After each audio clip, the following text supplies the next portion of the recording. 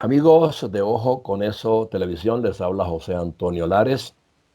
Este es un encuentro que yo lo tenía planteado, estaba expectante yo ante el anuncio que tenía de que Antonio Ledesma pues, nos iba a producir un relato histórico de Venezuela que de alguna manera va a contribuir enormemente pues, a que las nuevas generaciones no se pierdan en esos vericuetos pues, de las historias malentendidas. Antonio, de verdad, cuando tu libro se denomina ¿De dónde venimos y a dónde vamos? A mí, por lo menos en mi edad de 77 años, o sea, me permite repensar y reencontrarme con etapas que viví porque conocí la dictadura de Pérez Jiménez muy de cerca y nos golpeó como familia, porque mi padre también, pues de alguna manera, fue fundador de Acción Democrática, por ejemplo, ¿no? Entonces, conociendo todo eso y viendo pues que de verdad se han distorsionado muchas cosas, y en el caso de la dictadura que tiene ya 22 años en Venezuela, se ha pretendido reescribirla caprichosamente, ¿no? Yo creo que ese libro tuyo pues va a contribuir a que los venezolanos de hoy y los que todavía quedamos de épocas anteriores tengamos presentes que sin valores y principios y sin convencimientos auténticos de libertad y democracia no iríamos a ningún lado. Lo asumo como un libro didáctico de grandes enseñanzas eh, y que hoy en el toque contemporáneo que hay que darle las cosas y futurista también, porque estamos entrando en una nueva era digitalizada y todo eso, pues conjugan muchas cosas en tu libro que yo quiero que se las digas a los oyentes. No te voy a interrumpir mucho, sino que detalle todo ese transitar y resalte lo que haya que resaltar y dejes claras las enseñanzas que quieres dar. Bueno, muchas gracias, José Antonio. Como tú lo acabas de referir, teníamos pendiente esta conversación porque en una de esas entrevistas que sostuvimos semanas atrás, te adelanté que estaba trabajando en este libro, que está caliente porque está saliendo del horno, gracias al editorial Círculo Rojo, que es la que ha llevado adelante este esfuerzo, que dedico, como te lo voy a leer, este trabajo es una ofrenda a los venezolanos que entregaron sus vidas por la libertad, especialmente a sus jóvenes, soñadores de una democracia por la que vieron su existencia sin llegar a conocerla. A las negadas mujeres que han estado siempre en la primera línea, asumiendo los riesgos con un coraje admirable. Son más de 477 páginas. Y como lo dice el título, que tú acabas de colocar en alto relieve en tu generoso comentario, encierra dos preguntas. ¿De dónde venimos y hacia dónde vamos? ¿De dónde venimos? Porque es indispensable saber nuestros orígenes. Desde que nos descubrió Cristóbal Colón como capitán de aquellas naves que emprendieron esos viajes que hicieron posible el descubrimiento de América. Nos guste o no nos guste, esa es la verdad de la historia. La historia no se puede escamotear, mucho menos desnaturalizar. Por lo tanto, lo que trato en este compendio es de hablar de esos orígenes, de la Venezuela que llegó a ser capitanía general en 1777, o sea, 2 siglos y unas tantas décadas después del descubrimiento. La Venezuela que nos mantuvimos como colonia, nunca llegamos a ser capitanía general, como lo lograron en Colombia, lo que era Santa Fe, como lo lograron los peruanos. Con virreinato inclusive, sí. Nunca fuimos virreinatos. ¿Por qué? Porque en aquellos tiempos lo que movía la economía era el oro y la plata. No existía el petróleo. Y sin embargo, esa Venezuela que apenas llegó a ser capitanía general, vio nacer en 1750 a Francisco de Miranda, vio nacer a Rosio en 1758, vio nacer al Libertador en 1783, a Simón Bolívar, vio nacer a Páez en 1790, vio nacer a Sucre en 1795, hasta que se produjo el primer embrión libertario, que fue la conspiración de Gual y España, puesta en marcha el 13 de julio de 1797.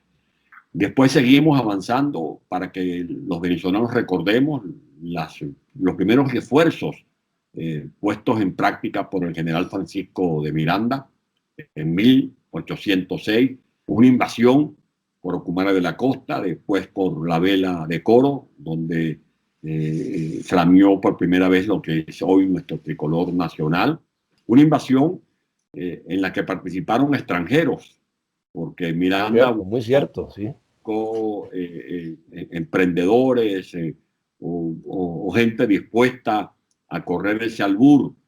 Y después de que sucumbió ese esfuerzo libertario de Miranda, se produjo el capítulo extraordinario del 19 de abril de 1810. Y allí hago un esfuerzo para que en este libro recordemos los venezolanos que Venezuela nació en un cuartel. Venezuela nació en un cuartel, Venezuela nació en una plaza pública. Venezuela, plaza pública, sí. En aquel evento del 19 de abril, cuando Salias le agarra por el brazo en Paran, se lo lleva de la catedral hasta el balcón, y en el balcón pregunta a Salias que si querían que él siguiera gobernando, y un cura muy audaz, Madariaga, le hace un gesto al pueblo y se produce la respuesta de no. Y no nació, lo queremos, no te queremos, sí. Pública. Y por eso en mi libro cito al escritor Arraiz Luca, porque él hizo un interesante estudio donde coloca en alto relieve el papel de los próceres civiles venezolanos, de Rocio, por ejemplo, Juan Germán Rocio, que nació en mi estado Guárico, allá en la zona del Tiznado, hijo de un inmigrante italiano. Y uno se pregunta, bueno, ¿qué hacía ese italiano allá en Venezuela? En esa época. Ahora, sí. En lo que es ahora el estado Guárico. Ese libro de Arraiz Luca se lo recomiendo a los venezolanos, especialmente a los jóvenes, se llama Civiles. Y después hablo del proceso de la independencia del 5 de julio y de toda esa vorágine de la guerra de independencia que tiene su mayor esplendor en un día como hoy, 24 de julio. Y pasó entre una y otra república, y en ese ir y venir es donde yo quiero que te centres un poco. Y ahí trato de analizar lo que fue los desencuentros, porque en el libro hablo de los desencuentros, de las traiciones, de las ambiciones, del nepotismo, de las diferencias, porque Bolívar tuvo sus diferencias con Miranda, tanto que es Bolívar el que entrega a Monteverde a Miranda, y luego lo llevan de La Guaira, lo llevan a Puerto Cabello, de Puerto Cabello lo llevan a unas mazmorras en Puerto Rico, hasta que lamentablemente muere en La Carraca, el 16 de julio el 14 de julio de 1816 muere el generalísimo Francisco de Miranda. Nos lo narra muy bien la escritora Inés Quintero en su libro del hijo de la panadera. Y así vamos contrastando al Bolívar del manifiesto de Cartagena, ese manifiesto que da a conocer en diciembre de 1812, el contraste del Bolívar del decreto de guerra-muerte de 1813, el Bolívar que sucumbe después de 1814, aun cuando gracias a la lanza de Sarasa se liquida al feroz Bove. Sin embargo, cae la República, Bolívar se refugia en Haití, después viene el proceso de la expedición de los Cayos, después viene antes la Carta de Jamaica, que es un documento extraordinario. Seccional. En septiembre de 1815, que es un documento más que todo dirigido a la comunidad internacional, con el pretexto de que era una carta particular a un personaje en Haití. Después viene todo el reencuentro, el encuentro de Bolívar con Páez, todas las batallas, desde Mucurita hasta las queseras del medio, el Bolívar de Angostura, que es distinto al Bolívar de posterior del Congreso de Bolivia, el Bolívar, por ejemplo, que firma el decreto de guerra de regulación en noviembre de 1820, donde jugó un gran papel Antonio José de Sucre, que ahí demostró su inteligencia, sus dotes de diplomático. Ese documento lo firma Bolívar con Morillo en Santa Ana, en Trujillo, y es el contraste del Bolívar que había firmado años atrás el 13 de junio de 1800, el 14 de junio de 1813, el decreto de guerra-muerte con el Bolívar que firma posteriormente en 1820 el acuerdo de regularización de la guerra, que el gran objetivo de Bolívar allí fue el reconocimiento, porque ahí se le dio carácter beligerante a la guerra de independencia. Por eso los diálogos, que eso fue un diálogo. Un diálogo, sí, sí, sí, sí. Súper extendido además, ¿no? Pero consíguese. Pero en la búsqueda de esa unicidad, tanto nacional como hemisférica, o sea, Bolívar de alguna manera se la jugó completa y al final terminó siendo sacrificado. Claro, pero ahí Bolívar tenía una autoridad. Bolívar era realmente el líder del proceso independentista. Ahí no habían dos o tres como hay ahorita. Lamentablemente tú ves a Bolívar hablando de un proceso de salvación nacional y por detrás hay otros líderes diciendo que ese gobierno de transición no existe, que ese gobierno de transición se acabó, que ya se han entendido con Maduro. Ahí no había kikiriwiki con Bolívar.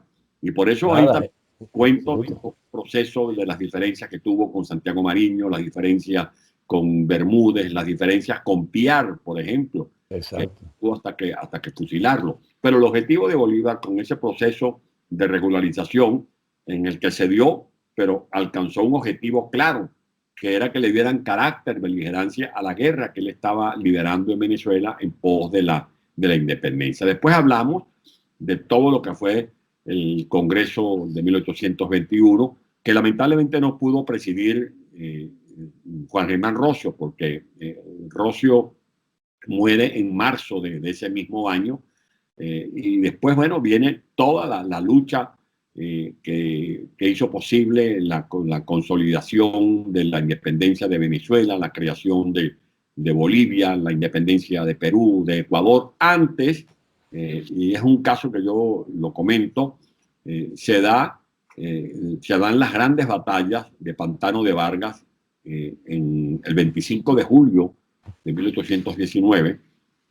Bolívar no estaba celebrando, no había fiesta para celebrar cumpleaños, sino que el 24 de julio, que era su natalicio, estaba planificando la gran batalla de Pantano de Vargas. Y posteriormente, en agosto de ese mismo año, la gran batalla de Boyacá, que es la que consagra pues, la independencia de Colombia. Pero antes, cuando yo hablo de los infiltrados, me voy a la historia y cuento que cuando Bolívar, después que se llega al acuerdo con Páez, comienza a planificar la marcha o lo que sería la campaña libertadora. Y se reúne en una choza instalada en lo que era la aldea de los 70. Y cuando iban a hacer la reunión en la choza, el Libertador dijo, no, aquí se quedan nada más, se queda Ambrosio Plaza, aquí se queda el general Anzoátegui, que todavía no era general, así queda Anzoátegui. Sí. Se queda Zulé, y fue seleccionando allí a su alto mando.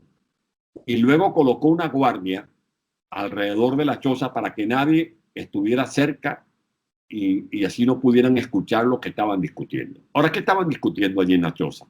Estaban discutiendo nada más y nada menos que la táctica, cómo iban a emprender la campaña libertadora. Habían tres opciones. Una opción era la vía de la Chita, otra opción era la vía de Labranza Grande. Estas dos vías eran las más próximas, eran las más, las menos inhóspitas, pero eran las más vigiladas. Eran las más vigiladas. De allí que el Libertador entonces toma en cuenta una recomendación de Santander, que era tomar la vía del páramo de Pisba, que era una vía realmente... que Santander sabes que Santander era venezolano y lo asumen como colombiano ahora, pero él era venezolano, nació en el Rosario, ¿no? Sí, eso está en discusión, sí, pero en todo eso caso... está en discusión, por cierto. No, claro, pero para que la gente entienda, pues que siempre ha habido esa conjugación pues, de voluntades binacionales, ¿no? Sí. Ahora, bueno, fíjate la importancia de esto, porque tú te imaginas si hubiese estado un infiltrado escuchando la ruta y que ese infiltrado hubiese mandado un mensaje al general Barreiro, que era el que comandaba las tropas realistas en Colombia. Bueno, no hay independencia de No, Venezuela. exacto, no se alcanza, sí. No se ha podido haber, no hubiese sido posible dar las batallas victoriosas de Pantano de Vargas y la batalla de Boyacá, porque el Libertador tomó previsiones. Bueno, ¿qué venía ocurriendo con el tema de Guaidó? Bueno, que ha tenido su alto mando infiltrado Sí, y con mucha más desventaja, que es que con un celular es con las posible. comunicaciones de hoy, pues a eso es lo que vamos luego, ¿no? O sea, Exactamente. Y por eso es que ahora uno entiende cómo era posible que cada vez que se planificaba una marcha, él salía antes Diosdado Cabello a anunciar una una marcha fecha, una similar, el mismo día y en otro lado, o muy cercana, sí. y la misma ruta que había decidido el comando de Guaidó. Bueno, cosas como esa. Bueno, y me voy hasta el tema del Congreso de Bolivia, los debates que surgen en la Cosiata, ese movimiento de 1826, que tiene que ver con la fractura del gran ideal bolivariano que era la Gran Colombia, hasta todas las conspiraciones, la conspiración de las máscaras, la de Soacha, la conspiración septembrina de 1828, la muerte de Sucre, que aflige tanto al Libertador, y en 1830 cierro citando, creo que lo tengo por aquí, eh, este libro que recomiendo también, que es sobre Bolívar, de María Arana, extraordinario libro de esta escritora peruana, donde recuerda que Bolívar ha podido morir en territorio venezolano.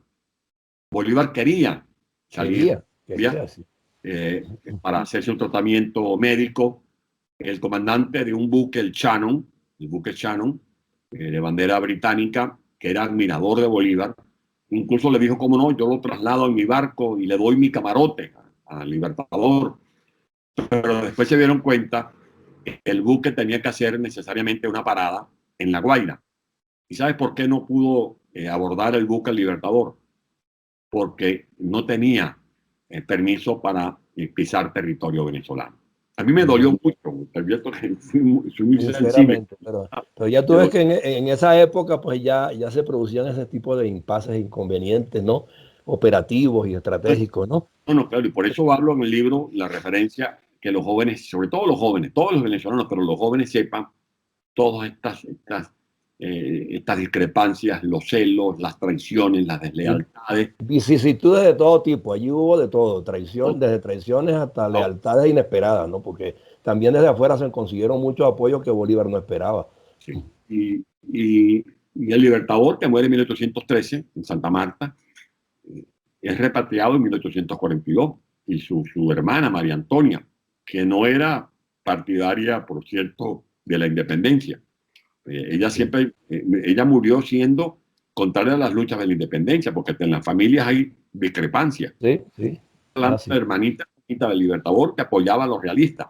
Sin embargo, ella le hacía carta al general Sublé, al propio Páez, pidiendo que ya era hora de que se cumpliera el propio deseo de Bolívar en su testamento suscrito en diciembre de 1830 en Santa Marta, de que sus restos fueran trasladados a la ciudad de Caracas, la ciudad que lo vio nacer. Fue en 1842 cuando se hicieron ya las honras fúnebres para que ahora el Libertador esté en el Panteón Nacional, después que fue profanado, porque todos estos señores que practican la santería en Venezuela, desde Chávez para acá, ellos creen que con estas acciones satánicas y con amuletos de la buena suerte se va a lograr engrandecer un país. No, la suerte de Venezuela no puede depender de un amuleto que tú estés frotando, ni mucho menos de esos eventos deplorables, de brujerías, de satanismo. Creo que va a depender, como lo digo en el libro, porque al final de esta obra no solo hago el análisis histórico de la colonia, de la independencia, no solo hablo del proceso sucesivo de guerras fratricidas desde 1831, cuando Monagas se enfrenta, por ejemplo, a Páez, cuando Carujo le da el golpe a Vargas, el primer presidente civil que tuvimos en Venezuela, y luego surgen todas esas retahílas de llamadas revoluciones, la de 1835, Sí, las de Monagas, las de Julián Castro, la guerra federal que que diezmó, que fue un baño de sangre que tuvimos en Venezuela, hasta llegar a todo ese proceso que dio lugar a la lucha de Crespo con el Mocho Hernández, las traiciones entre los compadres, cuando Gómez traiciona a su compadre Cipriano Castro, y luego los gobiernos sucesivos del gomecismo que merecen. Ahí es donde quisiera detenerme un poquito, ya que más o menos hemos superado un tanto pues la parte histórica de Bolívar y de la Primera y Segunda, Tercera República, y caemos pues en el gomecismo, y del gomecismo viene una etapa donde uno de alguna manera percibió que vendrían algunos cambios prodemocráticos, porque fue donde se empezó a ver de alguna manera la necesidad de conformar gobiernos de otra naturaleza con los civiles, porque todo era prácticamente militar hasta allí. Entonces surge la generación del 28, Antonio, que es clave para nosotros, los de hoy día, ¿no? En esta época contemporánea. Esa generación de luces. Del 28 es una de muchachas y muchachos. Sí. Y allí le hago un reconocimiento a todos. Y siempre buscaban un pretexto. El pretexto fue aquella fiesta de la juventud. Inventaron hasta una reina que era saraceña, guariqueña, la reina Beatriz. Y luego se repartieron los roles, porque eso es también una virtud de esa generación, que era compartir los éxitos, compartir los riesgos, pero también compartir los triunfos. Y entonces, por un lado, Pío Tamayo, por otro lado estaba Oropesa, por otro lado Jovito Villalba, por otro lado estaba Rómulo Betancourt, uno que hablaba en La Pastora, en el monumento que se le dirigió a Rivas, otro que hablaba en el Teatro Rívole, otro que hablaba en el Panteón Nacional, y así. Sí, acompañados de grandes intelectuales como Rómulo Gallegos, como todos los que conocimos, pues. Sí, sí. ¿No? Y además, y luego el asalto, donde murieron muchos jóvenes, y quien repelió esa intentona libertaria fue, por cierto, el general López Contreras. Y uno de sus hijos, por eso, repito, en familias hay las grandes diferencias también, uno de sus hijos era uno de los alzados. Era uno de los alzados. Y luego vemos el cambio que pone en marcha el general López Contreras cuando muere Gómez en 1835. Lo primero que hace es ponerle muralla, ponerle límites a los sucesores de Gómez, que creían que ellos iban a prolongar el nepotismo. Sí. Y eso marcó una gran diferencia López Contreras, como también lo hizo el general Medina Angarita. Lamentablemente, después del acuerdo que había en que se iba a nombrar como presidente interino a Escalante, Escalante pierde la cordura. Pierde la cabeza. Del Hotel Ávila. Sí. Y se puede concretar un nuevo acuerdo y surge la Revolución de Octubre, donde cumple un papel estelar Rómulo Betancourt con otros civiles como Pietro Figueroa, Gonzalo Barrios, Raúl León, etcétera, ¿no? Y algunos militares. Después viene el proceso de la dictadura, los desencuentros. André Eloy Blanco, que no podemos dejar de mencionarlo. El canciller del gobierno. Canciller excelso. El canciller de Gallegos, y antes fue presidente de la Asamblea Nacional Constituyente. Sí, correcto. Para con lo que tenemos ahora, ¿no? Nada más eso es suficiente. Pero luego viene ese proceso. Aquí hago un ejercicio de recuento, cómo logró unirse la resistencia durante los 10 años de resistencia a Pérez Jiménez, porque habían desencuentros, habían quedado los resquemores entre copellanos, adecos, urreristas, comunistas, por los desencuentros que hubo en el proceso del gobierno democrático del presidente Gallego, y después de discrepancias, los documentos históricos que firmaron Leonardo Ruiz Pineda, Alberto Carnevali, las discrepancias en torno al proceso electoral del 52, que dio lugar a esa infamia de que si Jovito se vendió. Mentira. Sí, mentira. Muy valiente. Lamentablemente cundió esa campaña. ¿Cómo se entendieron después? Sí, perfectamente. El pacto de Punto Fijo justamente llega porque todos se manejaban bajo concepción principista y nacionalista. Claro, y lograron reunirse, y ahí ayuda mucho los entornos, pues los entornos suelen hacer daño o hacer bien. Y había alguien en el entorno de Betancur, de Gallegos, etcétera, de Betancur, de Jóbito, que ayudaba a que se entendieran. Y hay una anécdota de que un personaje fue a hablar con Betancur y le dijo: mire, presidente Betancur, tengo entendido que Jóbito Villalba tiene interés en hablar con usted, sería bueno que hablara. Mentira, no habían hablado nada con Jóbito. Nada más estaban tanteando a Betancur. Usted Betancur le dijo: yo no tengo ningún problema, prepara la reunión. Y después ese mismo personaje fue a hablar con Jóbito. Le dijo: mire, doctor Villalba, el presidente Betancur quiere hablar con usted. ¿No sería interesante que hablaran? ¿Cómo no? Yo no tengo un problema en hablar. Y así se Y unieron. así, sí. Y después vino el pacto de Punto Fijo. Que nos hizo demócratas por fin de Aquí forma bastante plena, ¿no? Bastante extendida, ¿no? y no lo normalizo con una visión particular, sino que tomo en cuenta la opinión de gente, por ejemplo, tomo la opinión de Enrique Testigueta Granco, que es el sobreviviente Sí. de la Junta Patriótica. De la Junta Patriótica, sí. Tomo la opinión de un líder vinculado a Acción Democrática, como es el doctor Marco Tulio Bremicelli. Tomo la opinión de un historiador que se ha dedicado a bucear en la vida de Rómulo Betancourt, como es Naudi Suárez. Tomo la opinión de Américo Martín, que fue el líder del movimiento estudiantil, que promovió la lucha estudiantil que desembocó luego en la gran huelga general. Tomo la opinión de un prelado de la iglesia, porque en ese Pero capítulo... fíjate que pese a que discreparon en un momento dado, Américo Martín, por ejemplo, y otros tantos, se mantuvo la respetabilidad hacia los grandes dirigentes y se mantiene. Se mantiene. Y aquí tomo la opinión también de un prelado de la iglesia, que es el Monseñor Ovidio Pérez Morales, sobre el significado y vigencia de la pastoral de Monseñor Arias Blanco. Sí, las 7 palabras. Es estudiar el tema del pacto de Punto Fijo como referencia histórica.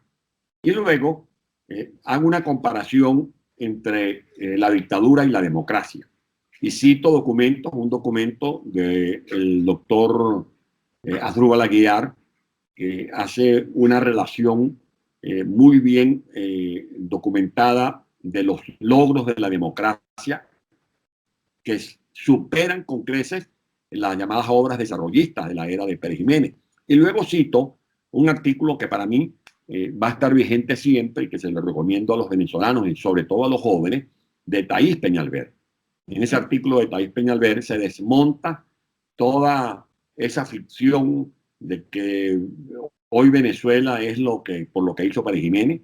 Ahí hay una data significativa que da cuenta de cómo se proyectó la autopista Caracas-La Guaira, cómo se proyectaron las grandes edificaciones de Caracas, cómo la democracia hizo una verdadera revolución en materia de educación, se incrementó la matrícula de primaria, se incrementó el número de estudiantes porque pasamos de 4 universidades a decenas de universidades y tecnológicas en Venezuela. Y luego...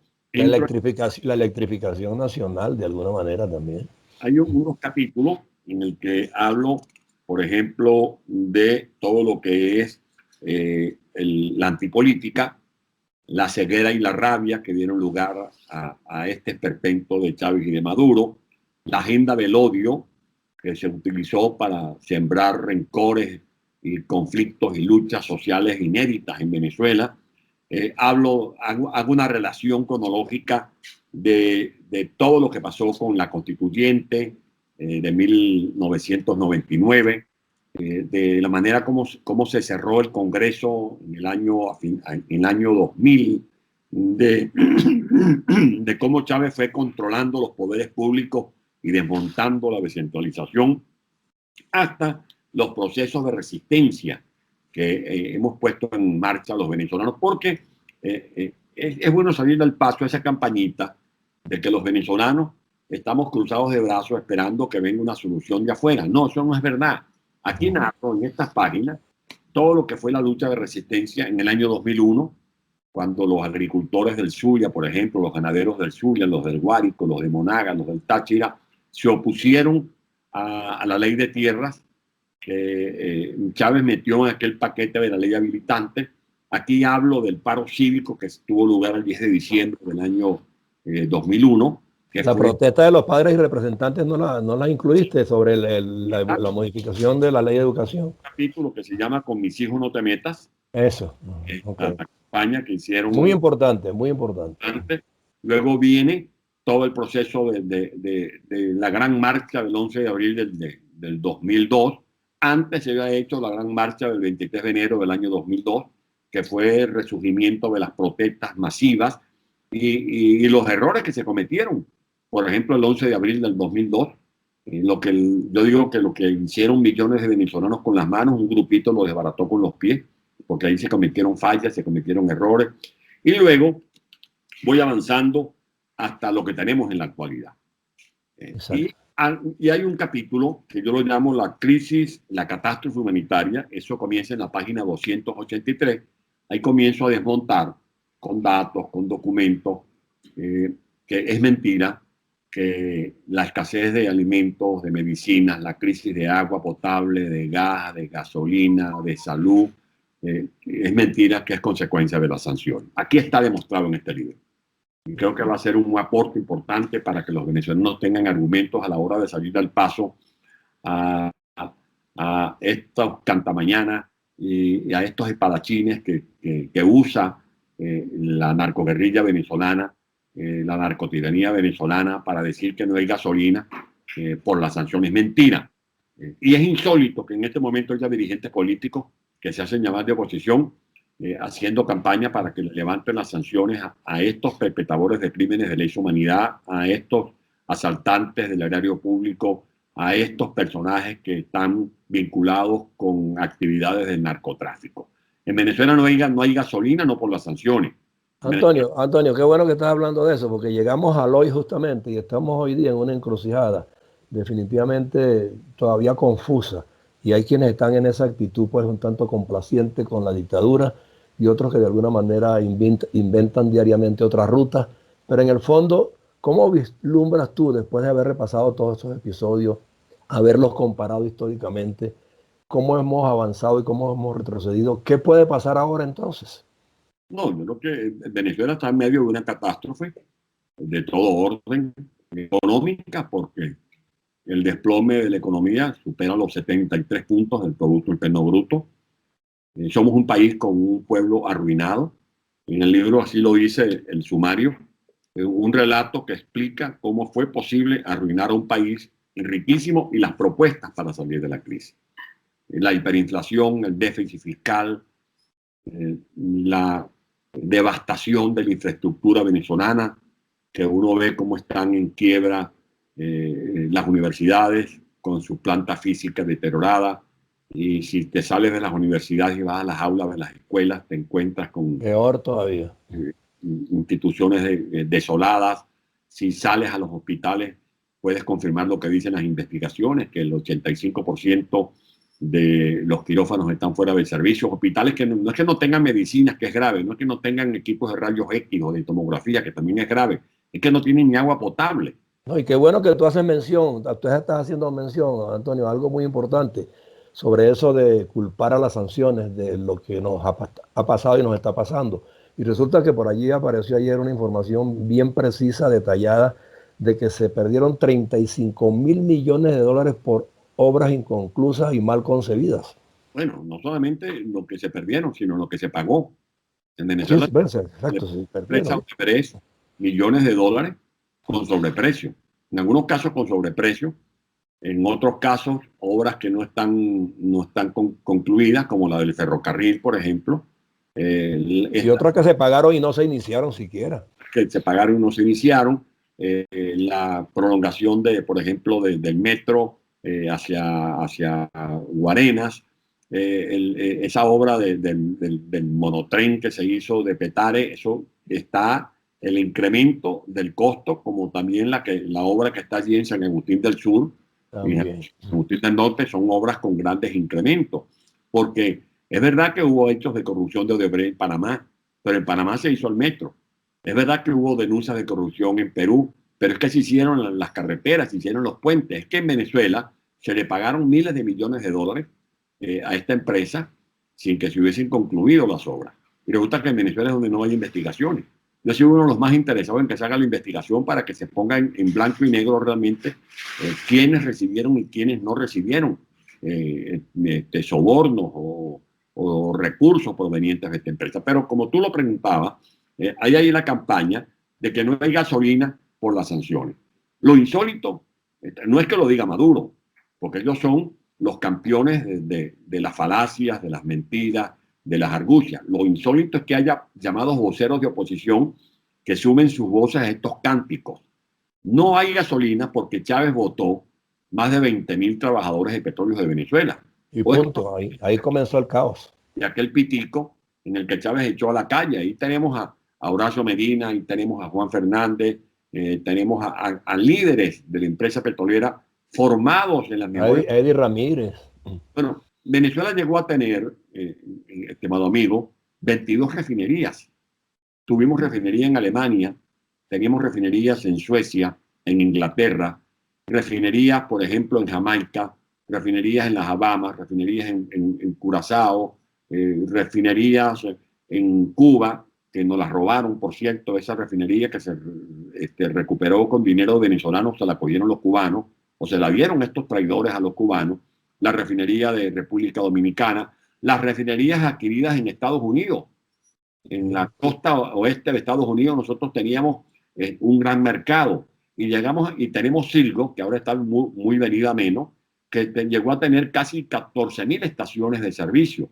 Así y si eso no es suficiente, llegamos a tener la segunda refinería del mundo, después de una de la India, que es la refinería de Yamuay, que podía procesar hasta 900.000 barriles para producir gasolina.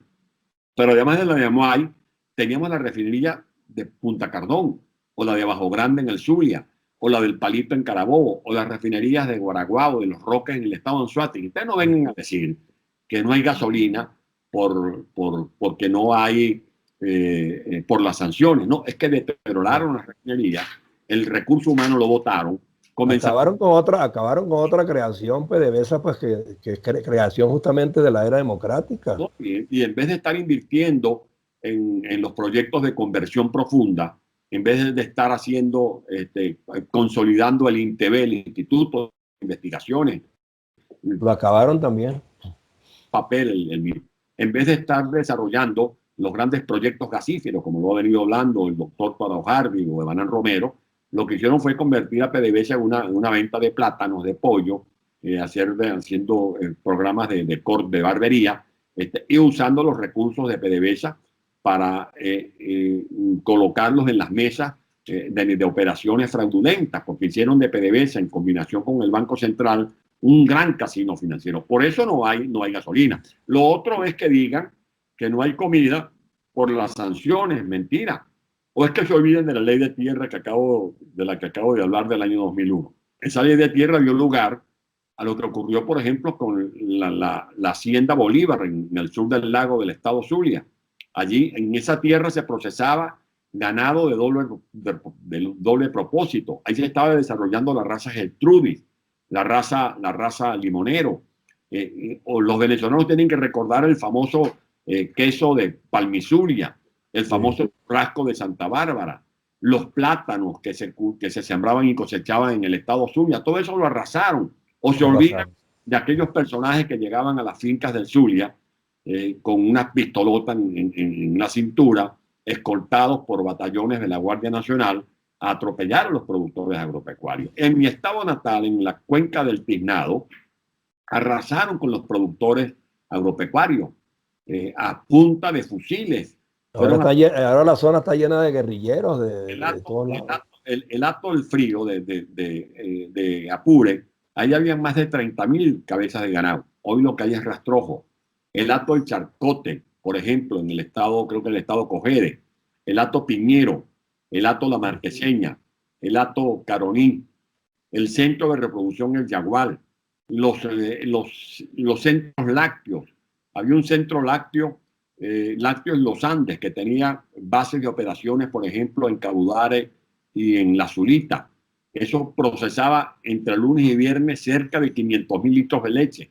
hoy está arruinado, está quebrado. No, definitivamente. Bueno, como todo realmente, Antonio, de verdad, pues que, o sea, si nos ponemos a enumerar los daños que le han hecho estos bárbaros al país, no terminamos en el día de hoy. Lo de Pero no la, obstante, lo importante es que en este momento estamos claros que la Revolución Cubana con Chávez vino a acabar con Venezuela y amenaza mucho al hemisferio. Parece mentira, como mal ejemplo, como una doctrina tóxica. Pero, no obstante, ha habido episodios históricos donde inclusive males peores han podido ser superados. Confiemos en que tu libro deje una enseñanza adecuada a las nuevas generaciones para que retomen de alguna manera las vías de grandes concepciones ideológicas, no esta basurita que nos han traído, y aquí, que se recomponga la organización social y la sociedad civil se integre de verdad en la búsqueda de liberarnos. como tú lo dices, cada vez que hablo, yo digo aquí, por ejemplo, ¿por qué no hay comida? Pero después que termino el análisis, ¿por qué no hay comida? Propongo la solución para que en Venezuela se florezca otra vez la actividad agropecuaria. Esa Aquí es la idea.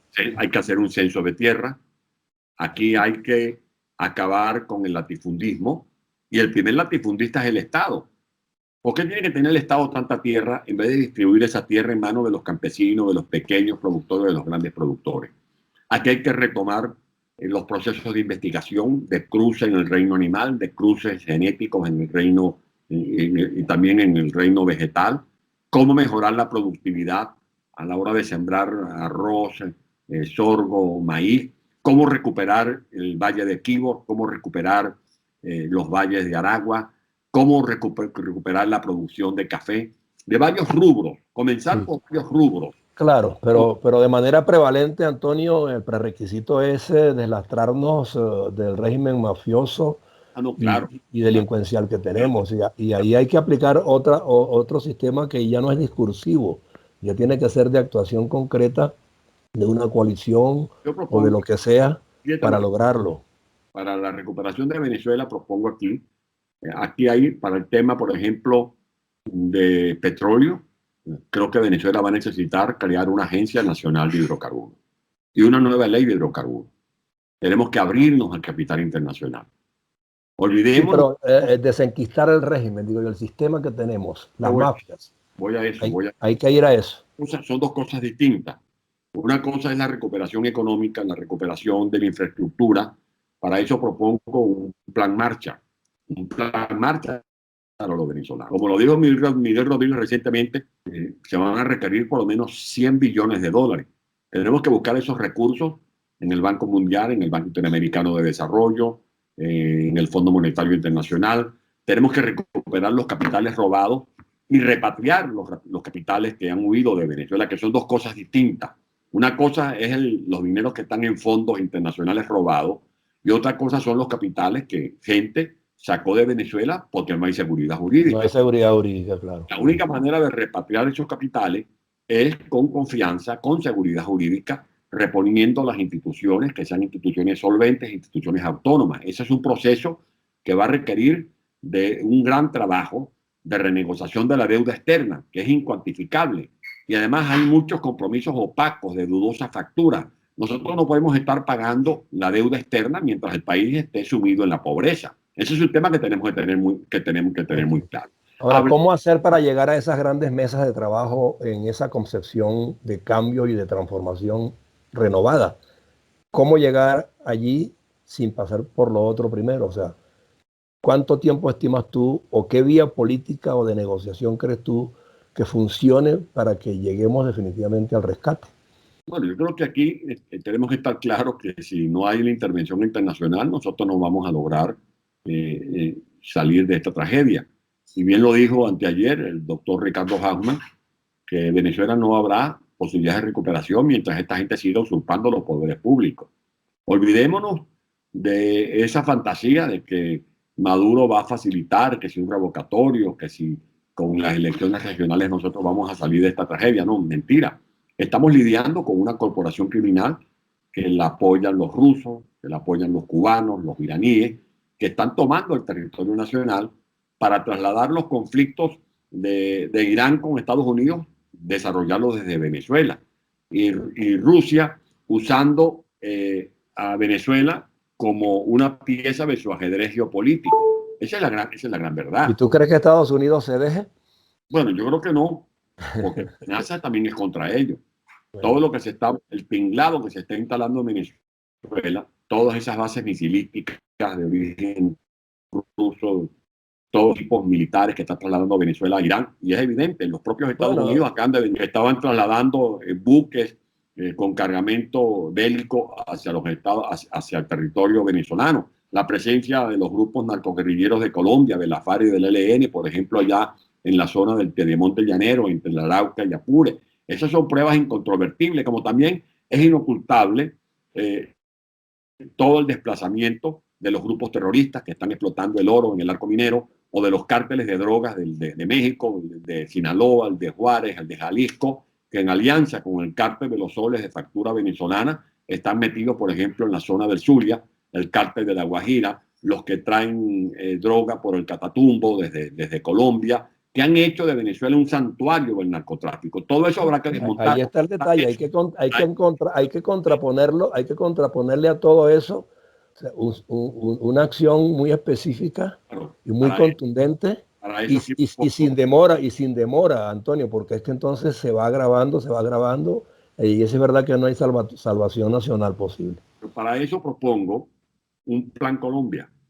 ¿Qué es el Plan Colombia? El Plan Colombia fue lo que diseñó el presidente Andrés Pastrana, que fue apoyado por el presidente Bill Clinton y que desarrolló. Y que sigue muy activo en esa lucha hemisférica. Colombia era para combatir el narcotráfico en Colombia, desmantelar los grupos irregulares. Venezuela está ahorita, yo diría que peor que Colombia.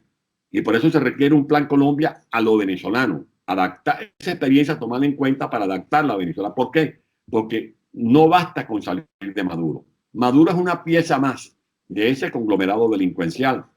Estamos hablando de terroristas, estamos hablando de narcotráfico, estamos hablando de delincuencia común. ¿Cómo tú desmontas, cómo tú llevas adelante la gobernanza del país con estas megabandas? El Coqui en la Cota 905, el Tren de Aragua en ese mismo estado, la banda del Picú en Guárico, la banda de los Melián en el Zulia. Si estamos hablando de megabandas, además de la presencia de miles de megabandas o de pequeñas bandas en el territorio nacional. ¿Cómo tú desmontas el tráfico de droga? ¿Cómo tú desmontas a los grupos terroristas que ya están habituados a sacar el coltán, el toriolo, el oro del arco minero? Necesitamos una operación que haga posible liberar a Venezuela de todas estas fuerzas oscuras que están haciendo de las suyas en el territorio nacional. Por eso Bueno, el libro... vamos a aprovechar para pedirle a los oyentes que busquen tu libro, porque ahí van a encontrar justamente muchas enseñanzas de ese país prometedor que tuvimos y que de alguna manera pues está reseñado allí, y que también están las soluciones que verdaderamente estamos necesitando. Pacto de Estado. Así que desde Ojo con Eso Televisión recomendamos tu libro 100%, porque yo sé que tú eres una persona pues muy minuciosa, de mucha convicción, presto a darlo todo pues por la causa nacional. Lo has dado adentro, lo has dado afuera, y bueno, que tu libro sirva de verdad pues como un refugio y un reencuentro del venezolano consigo mismo. Así que te felicitamos por tu éxito editorial. Hablo de la educación. Muy importante. El capítulo más extenso del libro es el dedicado a la educación. ¿Por qué? Porque para mí ahí está la clave de todo. Exactamente. Clave Sí, es así. Es así. Ayer releía un documento sobre Singapur. Singapur no tiene 800 kilómetros cuadrados. O sea, no tiene 800 kilómetros cuadrados. Y Singapur tiene una educación envidiable. Singapur tiene universidades que están en el ranking mundial dentro de las primeras 15 universidades del mundo. La nuestra, la Universidad Central de Venezuela, la Simón Bolívar, han sido relegadas al puesto 720, 761. Las acabaron. Sin educación con calidad no vamos a salir de la tragedia. Hablo aquí de la educación, hablo de la proposición de un pacto de Estado. Creo que hay que luchar contra la crisis moral. Ese es el gran problema que tenemos en Venezuela actualmente. Fundamental. Eso que tú ves en las alcabalas, en una alcabala le quitan al agricultor 4 gallinas. Ausencia total de ciudadanía. productor de ausencia queso, le total de quitas 2 foráneos. kilos de queso. Esos cuentos que tú ves, que ese sub y baja entre Maiquetía y Caracas, el que va para La Guaira, el que va para el aeropuerto de Maiquetía, lo agarran subiendo y lo agarran bajando. O le quitan algo de la maleta o le quitan los dólares.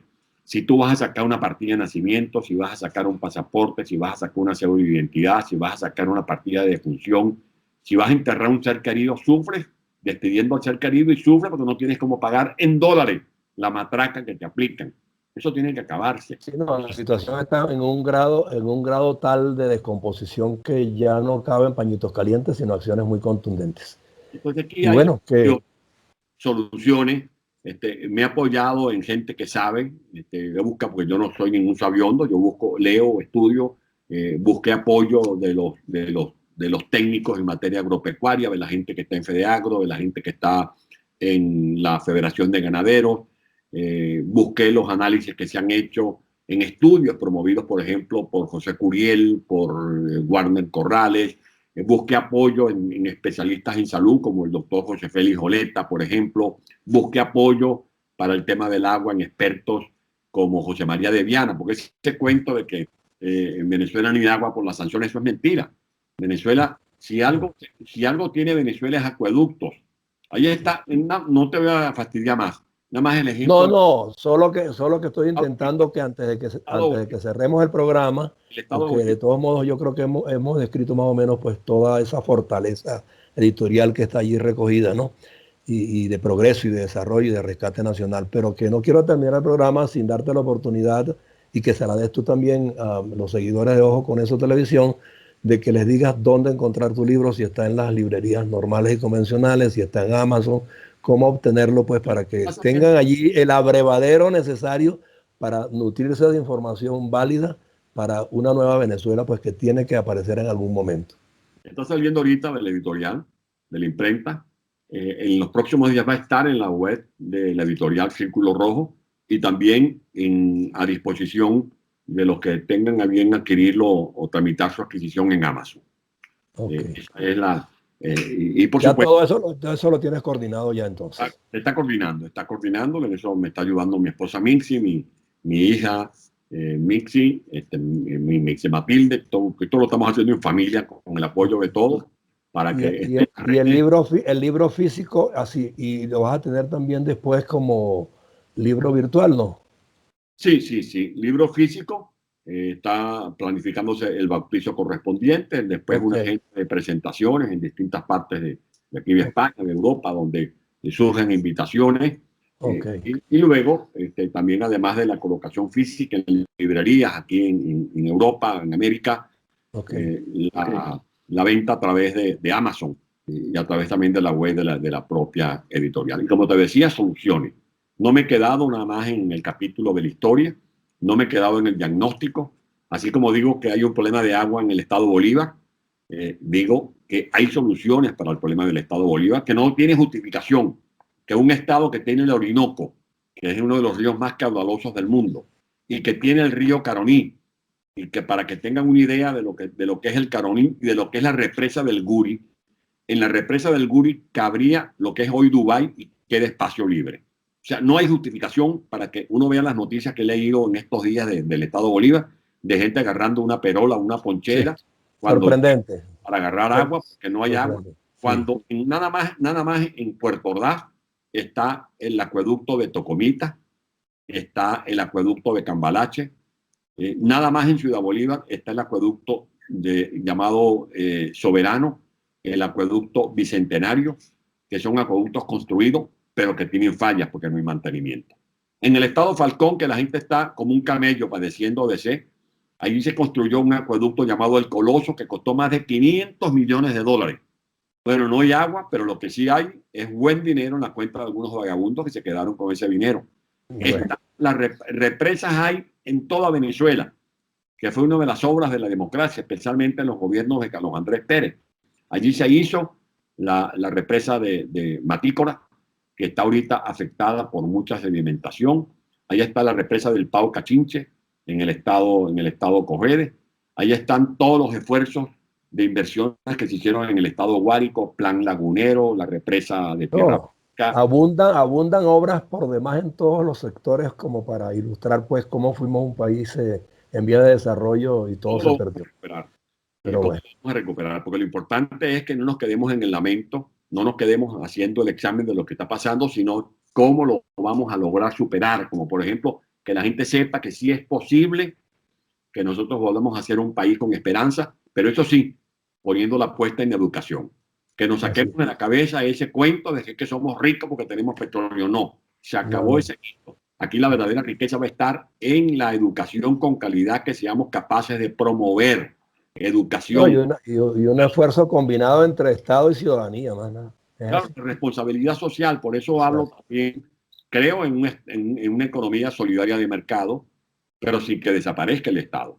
El Estado lo que tenemos que reducir el tamaño para que deje de ser un Estado intervencionista y se convierta en un Estado promotor de los emprendedores, que abra cancha para la iniciativa privada, pero un Estado que también tenga responsabilidades en salud, en educación, en vivienda, en seguridad social.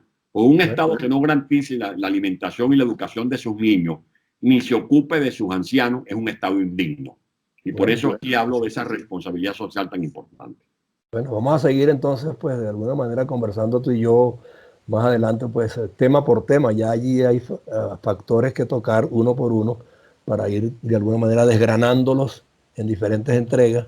El agua, la electricidad, el campo, o sea, y podemos pues ya fijar una serie de charlas donde desmenucemos con muchísima más precisión todos esos aspectos que tú tocas en tu libro. Y por último, permíteme lo siguiente. Hoy se celebra la batalla de Carabobo.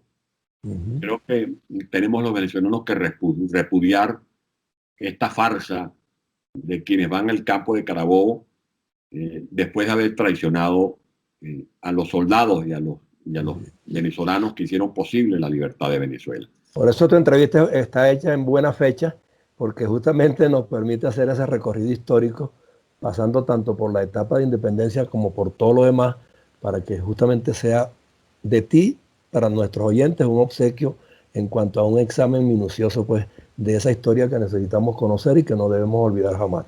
En segundo lugar, quiero también destacar, José Antonio, el comunicado de la Conferencia Episcopal.